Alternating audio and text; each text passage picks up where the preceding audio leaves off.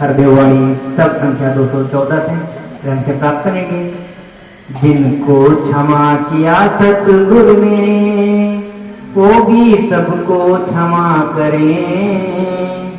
जिन पर बरसी दया गुरु की वो भी सब पर दया करें। जिससे गलती नहीं हुई हो कौन सा वो इंसान है। क्षमा उसे मिल जाती है जो गलती को लेता मान है। क्षमा दान क्षमा का मिल जाने पर सही रास्ता अपनाएं। क्षमा अगर मिल जाए तो फिर गलती को ना दोहराएं। दंडित करना क्या मुश्किल है काम बड़ा आसान है। कहे हरदेव क्षमा जो करता बंदा वही महान है। जिनको क्षमा किया सतगुरु ने वो भी सबको क्षमा करें। जिन पर बरसी दया गुरु की वो भी सब पर दया करें।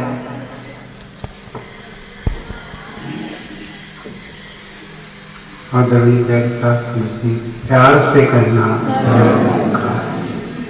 बोलिए सदगुरु माता सुदीक्षा सदिंदर हरदेव जी महाराज।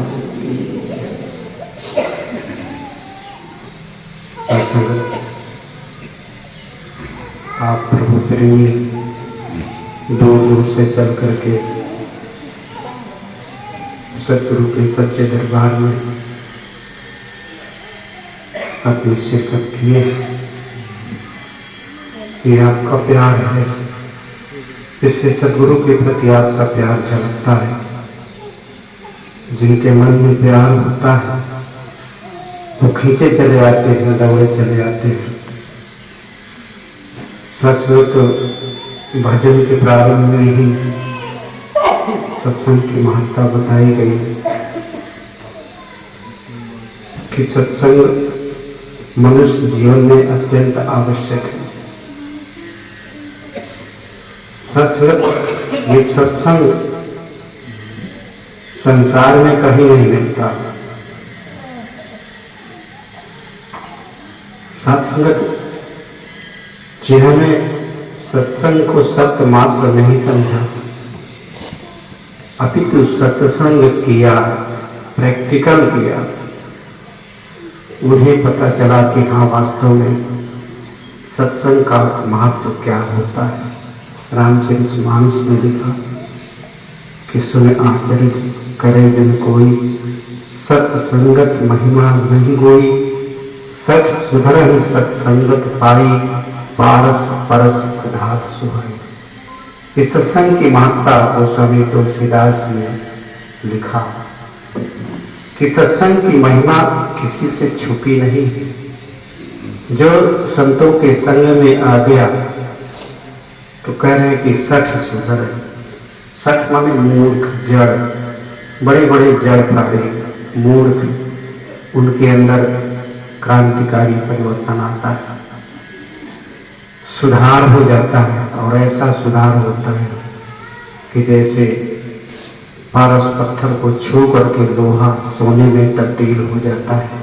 इससे भी बड़ी बात है, पारस पत्थर लोहे को छू कर केवल सोना बनाता है, लेकिन सद्गुरु अपने भक्तों को अपने जैसा बनाता है। पारस पत्थर लोहे को अपना जैसा नहीं बनाता, उसके अंदर इतनी काबिलियत है, लेकिन सद्गुरु सर्वसमर्थ है। सद्गुरु के पास जो ज्ञान है उस ज्ञान की रोशनी से अपने भगत को भरपूर कर देता है, मालामाल कर देता है। सत्संग भी सेवादल के महात्मा अशोक जी और हमारे मुखी विचार साहब बड़ी श्लाघा कर रहे थे, दास की प्रशंसा कर रहे थे। सत्संग अगर वास्तव में देखें तो किसकी प्रशंसा हो रही है? इस शरीर रूपी खोल में कौन बैठा है? कौन बैठा है? सत्संग हम सबके नाम और रूप अलग अलग है, लेकिन इसके अंदर जो विराजमान है, जो इस शरीर रूपी सृष्टि का संचालन कर रहा है, कौन है? सचमुच जब तक हम अपने आप को जानते नहीं, तब तक हम जीवन में हर गलत कार्य करते हैं। इस शरीर की महत्ता को नहीं समझते, इसमें जो विराजमान आत्मा है इसको नहीं समझते। संस्कृत कहा कि मोती मार्ग बिखरे अंधा नीचे जाए, जोत बिना जगदीश की जगत उलंघा जाए। जैसे मार्ग में मोती पड़े हो, बहुमूल्य मोती पड़े हो, लेकिन अंधा अर्थात जिसको समझ नहीं है, जिसको ज्ञान नहीं, सचमुच वो रौंदते हुए चला जा रहा है। कंकड़ पत्थर समझ करके उसको रौंदता जा रहा है। एक अंधा व्यक्ति, तो वो भी तो अंधा है जो अपने आप को नहीं जानता। वो भी तो हर एक को कुचलता चला जा रहा है, हर एक को नजरअंदाज करता चला जा रहा है, किसी की कोई कीमत नहीं करता है, नहीं समझता है। क्योंकि ज्योत बिना जगदीश, परमात्मा की ज्योत नहीं मिली है, अपनी समझ न पाने के कारण संसार का उल्लंघन करता चला जा रहा है। ये मालिक, ये रब, ये ब्रह्म निराकार सारे संसार में समाया हुआ है। शरीर भी एक संसार है। किसी ने कहा कि संसार बड़े बड़े ब्रह्मांड में, मालूम कितने ब्रह्मांड। शरीर की एक कोशिका में, एकमात्र कोशिका में 50 लाख लोहित कण है, 50 लाख लोहित कण है, 10,000 श्वेत कण है और 5 लाख चिपटे कण है, सिर्फ एक कोशिका में। अब आप कल्पना करें कि इसके अंदर कितना बड़ा ब्रह्मांड है। सचमुच कोई पता नहीं लगा सकता। कि वैज्ञानिकों ने इसे इतना पता लगाया है कि एक कोशिका मात्र में कितनी छोटी छोटी कोशिकाएं हमारे शरीर के अंदर है। वाह मेरे मालिक सच्चे पातशाह, कृपा कर बख्शिश करो। इन शब्दों में सदगुरु ने कहा है, लिखा गया है कि जब आपको सदगुरु ने क्षमा कर दिया, और क्षमा कैसे कर दिया, कैसे मालूम कि हमें क्षमा कर दिया? शासनत जिन्हें क्षमा कर दिया गया और ब्रह्म ज्ञान से निमज्जित गए, उनके हिस्से में ब्रह्म ज्ञान आया। कितनी कितनी गलतियां, कितने कितने अपराध, कितने कितने जुर्म हमसे क्या नहीं हुए थे। एक एक से शासनत आत्मावलोकन करें कि हमने अभी सेवा दल के महात्मा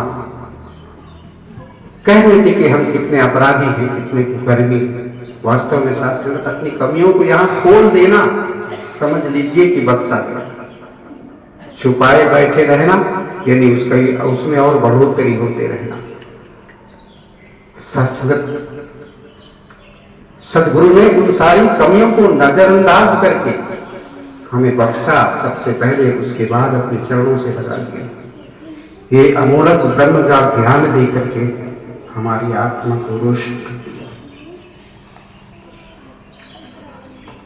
शाश्वत क्या कभी हमने इस पर विचार किया है कि ब्रह्म ज्ञान पाने से पहले मुझसे कितनी गलतियां होती थी, सही गलत का विवेक नहीं हो पाता। काम, क्रोध, लोभ, मोह, अहंकार, मत्सर का मतलब जलन होता है, ईर्ष्या, घृणा। किन किन से नहीं करते थे? सबसे करते थे। सबकी बात का बुरा मान जाते थे, जल्दी नाराज नहीं करते थे। सदगुरु ने हमें बख्श दिया, क्षमा कर दिया। अब क्षमा कर दिया तो इसका मतलब ये नहीं है कि हम बार बार गलती करें। गलती तो सबसे होती है, इसमें कोई दो राय नहीं। लेकिन जब सदगुरु ने बख्श दिया और हमें जीवन जीने का ढंग बता दिया कि कैसे समाज में रहना है, कैसे महात्माओं के साथ रहना है, कैसे दुनिया में विचरण करना है, कैसे खाना है, कैसे पीना है। 5 करोड़ में सब चीज समझा दिया, बता दिया, क्या था कहने की आवश्यकता नहीं है। सचमुच फिर हमें उसे भूलने की आवश्यकता नहीं।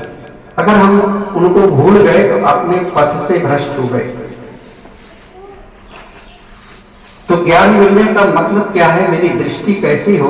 भगवान श्री कृष्ण ने श्रीमद् भगवद गीता में कहा कि बहु नाम जन्म नामंते ज्ञानवान माम प्रपद्यते वासुदेव सर्वमिति स महात्मा दुर्लभ।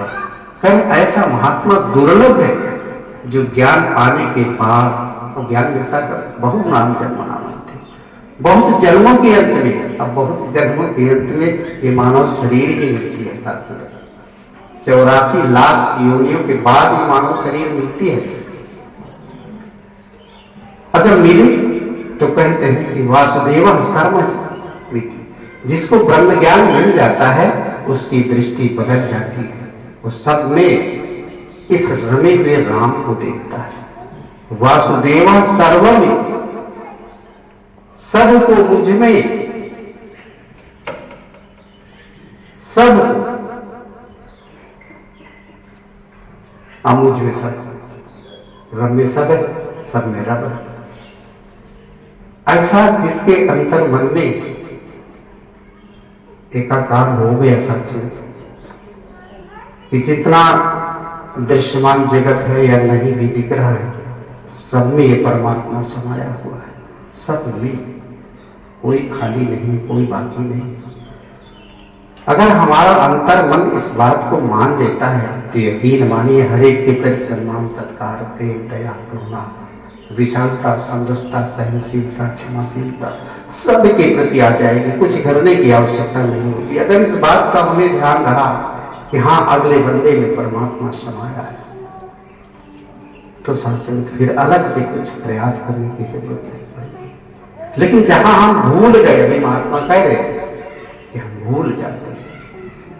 अगर भूल जाते हैं तो लंबे अरसे के लिए नहीं, भूले फिर एहसास आ गया, भूले फिर एहसास आ गया कि सच्ची पातशाह मुझसे गलती हो गई, आप क्षमा कर दो, तू ही निरंकार, मैं तेरी शरण हूं, मैंने बख्शा गया, तत्काल बख्शा गया शासन, यकीनन निश्चित रूप से। अगर हमें अपनी गलतियों का एहसास उसी पल हो जाएगा, संस्कृत ये ब्रह्म ज्ञान बड़ा ही महत्वपूर्ण है। जीवन में इससे महत्वपूर्ण चीज कुछ है नहीं। अगर हमारी जीवन यात्रा को कुछ रोक सकता है तो सिर्फ ब्रह्म ज्ञान है।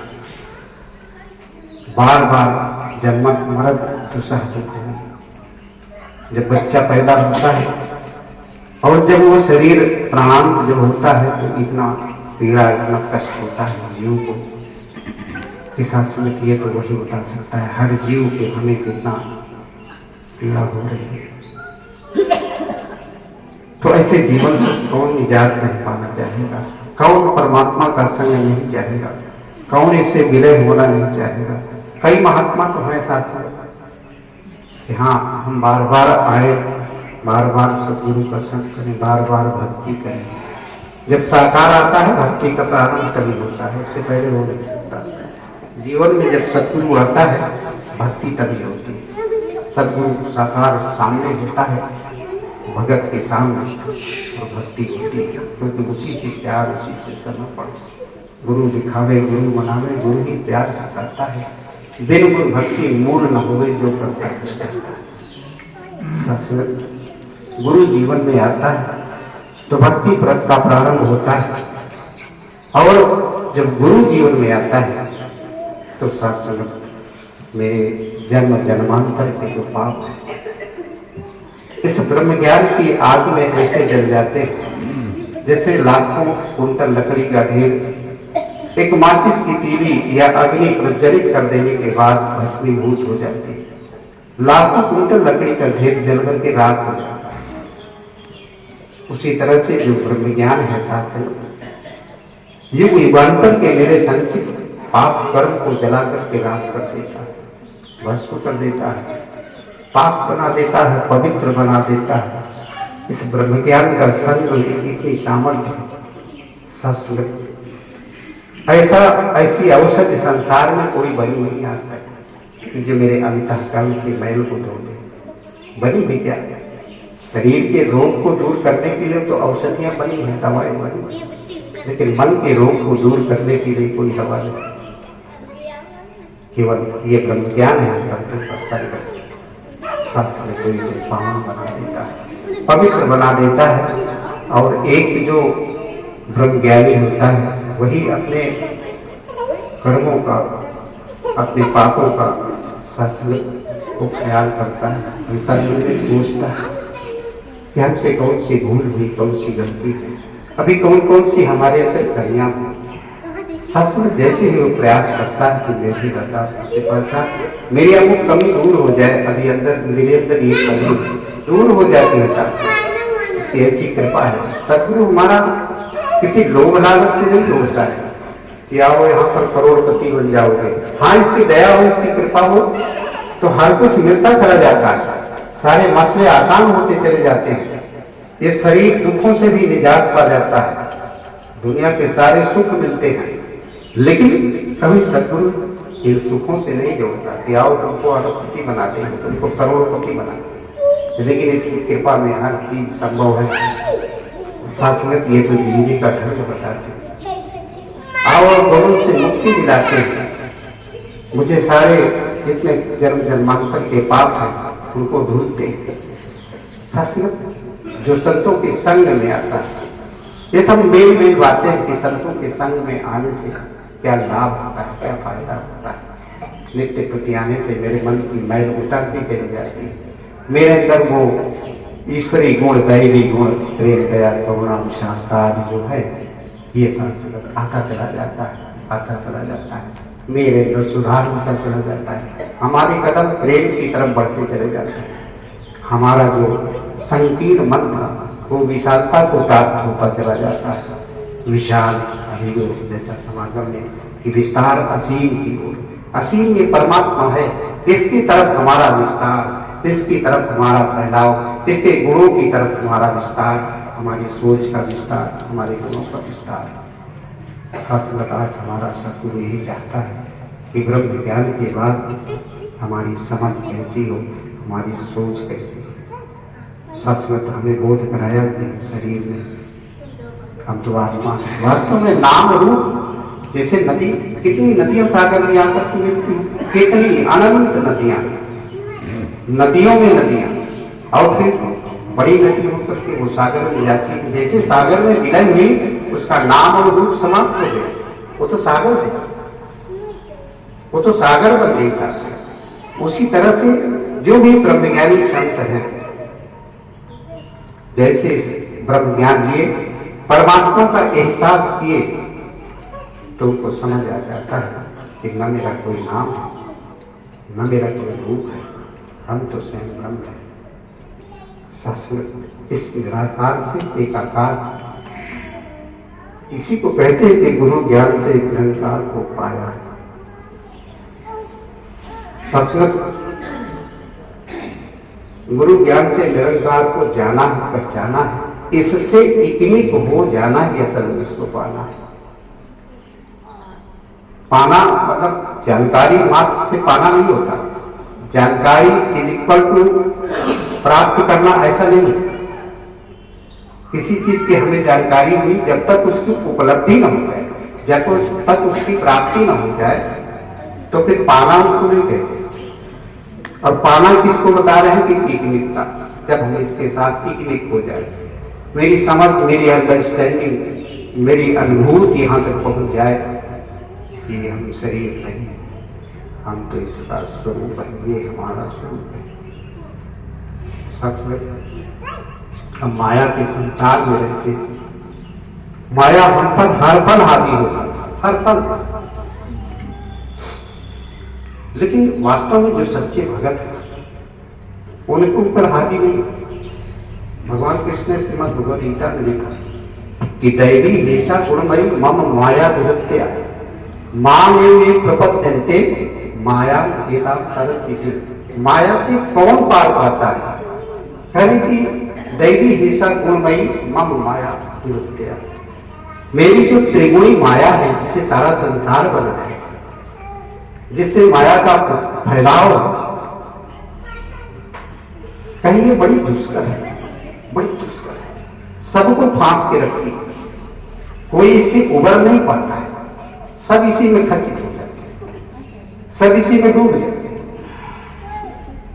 लेकिन माम में प्रपद्यन्ते, सदगुरु कहता है जो मेरी ही शरण में आ जाते हैं तो मुझे ही बचते, माया वेदांत तरन्ति, माया से पार पा जाते हैं। उनको माया का रहस्य समझ में आ जाता है, ये छलावा है, ये हमें भटकाने वाली है, वो इसकी भटकन में, इसके भटकावे में नहीं आती। सिर्फ सदगुरु याद आता है तो ही पार हो जाते हैं, भाव से पार हो जाते हैं, उनको माया फंसा नहीं पाती थे चक्कर, और दुनिया में कोई तरीका ही नहीं। तो समझ में है कि सदगुरु ने हमें क्षमा किया तो हम भी क्षमा करें। हर एक हम पर दया किया तो हम भी दयावान बने रहे, हम भी सब पर दया करें। आगे जिससे गलती नहीं हुई हो, कौन सा वो इंसान है, क्षमा उसे मिल जाती है जो गलती को लेता मान ले। सत्संग दास ने पहले बता दिया कि कोई व्यक्ति ऐसा नहीं है जिससे गलती ना हो,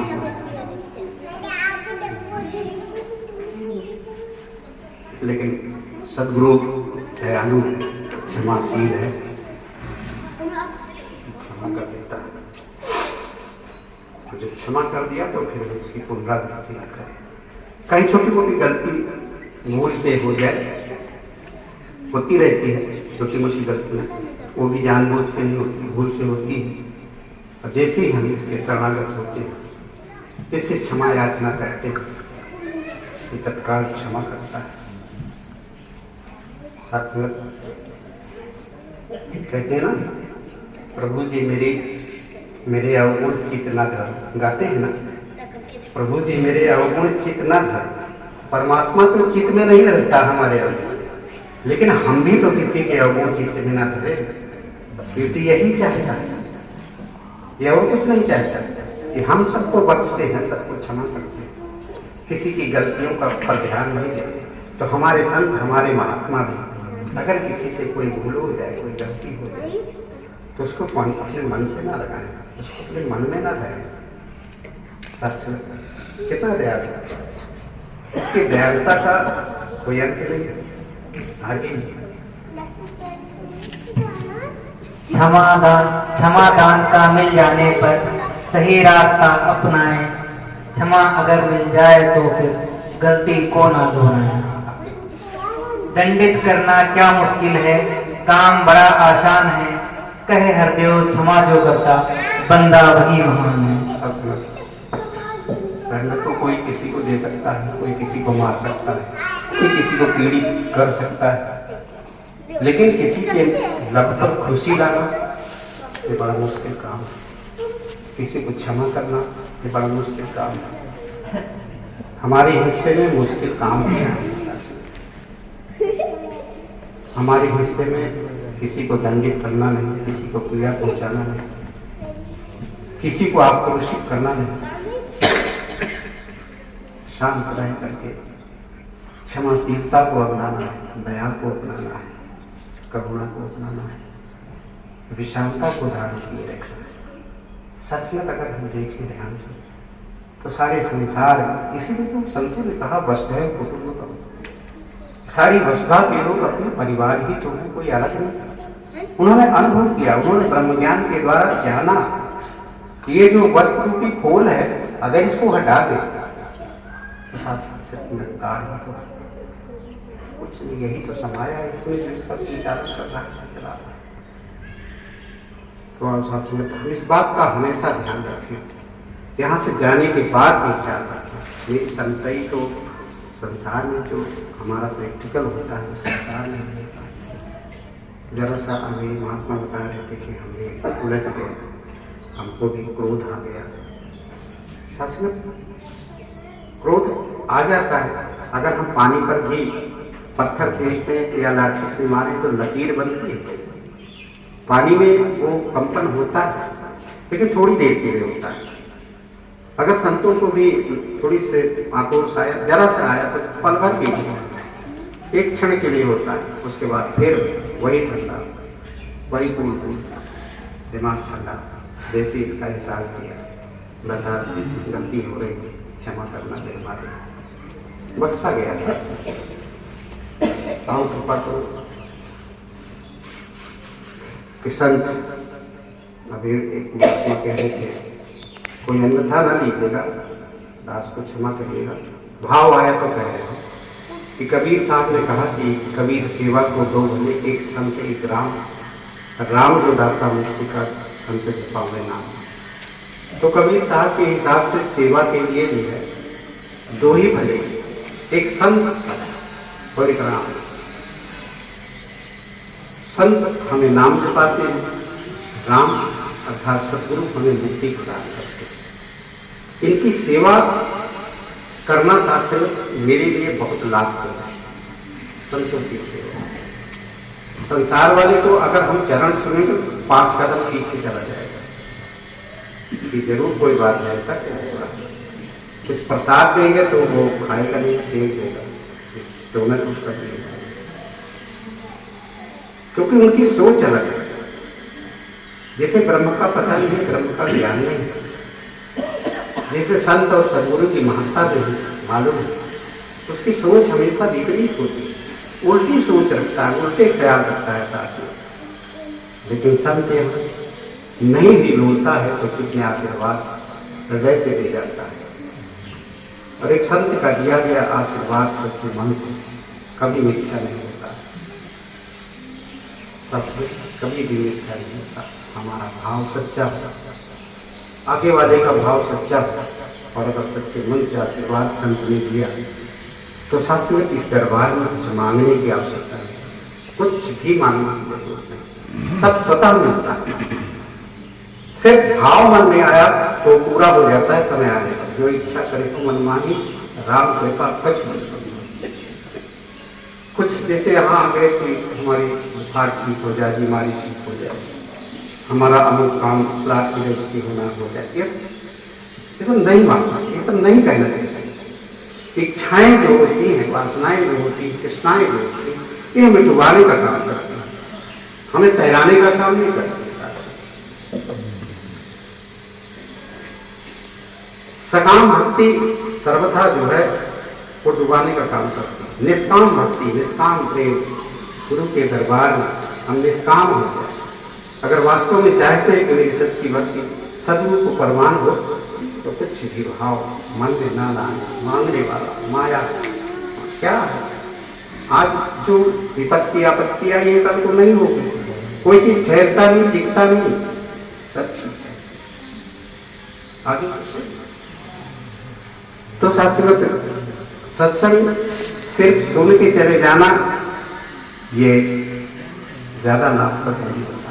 कुछ न कुछ छोटी बात की लेकर के जाए, यहां से लेकर के जाए। हम ले नहीं आते हैं, इधर से सुने और इधर से निकालने नहीं आते, कुछ न कुछ लेने आते, छोटी सी बात भी लेके जाए।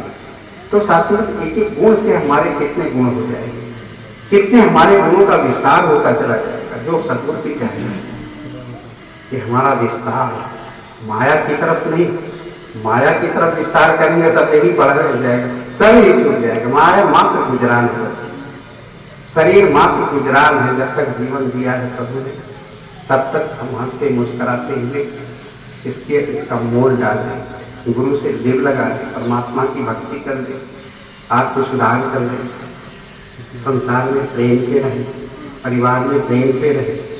सत्संग यही तो है देना। अगर यहाँ से जाकर के फिर हमारा मन उथल पुथल करता है, फिर धक्का मुक्की करते हैं, फिर गाली गलौज करते हैं, फिर बदतमीजी करते हैं, फिर कुछ लेना नहीं हुआ, फिर तो सब छूटता जा रहा है, सब छूटता जा रहा है। यही शिक्षाएं मिलती है सदगुरु के दरबार पर। दास और ज्यादा कुछ न कहता हुआ समाधि हो गया। इन्हीं वचनों से अपनी वाणी को विराम देगा।